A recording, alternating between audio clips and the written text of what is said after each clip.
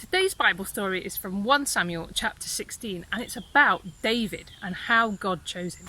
You see, just before this story took place, Saul had made loads of mistakes and it was time for him to stop being the king of Israel. And God spoke to Samuel.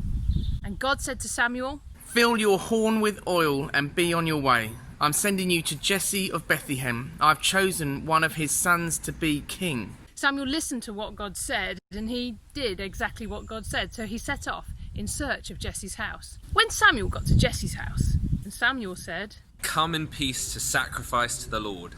Jesse called his eldest son to stand before him. Eliab. Samuel looked at him and he thought, "Surely the Lord's anointed stands here before me." but God said, "Do not consider his appearance or his height, for I have rejected him. The Lord does not look at the things people look at. People look at the outward appearance, but the Lord looks at the heart." So he left. And Jesse called his next son, Abinadab. but he wasn't right either. So he called his next son, Shammah. but he wasn't right either. Jesse called each son by name. None of them were called. So Samuel said to Jesse, "The Lord has not chosen these.